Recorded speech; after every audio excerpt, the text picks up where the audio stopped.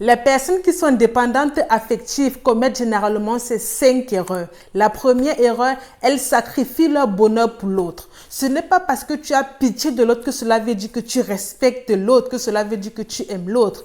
Aussi longtemps que tu te sacrifies toi pour pouvoir aider l'autre, malheureusement, tu ne te fais pas du bien à toi-même, tu te fais que du mal. Et ce n'est pas parce que tu sacrifies vraiment ta passion, ce que tu aimes faire, que l'autre personne va forcément te respecter ou t'aimer.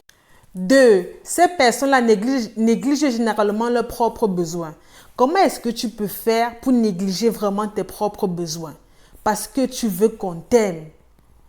Comment est-ce que la personne à qui tu réclames l'affection va vraiment t'aimer si tes propres besoins tu négliges?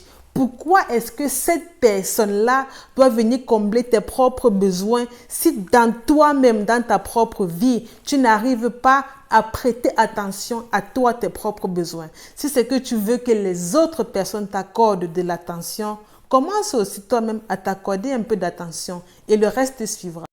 3. Culpabiliser l'autre pour se rassurer. À chaque fois qu'on culpabilise l'autre, on trouve toujours une erreur ou bien une raison à ce qu'on a fait ou bien à ce qu'on prévoyait de faire. Ce n'est pas parce que tu culpabilises l'autre que tu vas te sentir bien. Remarque bien, à chaque fois que tu as eu à culpabiliser l'autre pour te sentir bien, des jours plus tard, des semaines plus tard, tu t'es senti mal parce que l'affection que tu réclamais, tu n'as pas pu l'avoir. Et même si tu as pu l'avoir, au fond de toi-même, tu sais que tu es toxique pour ton partenaire ou ta partenaire.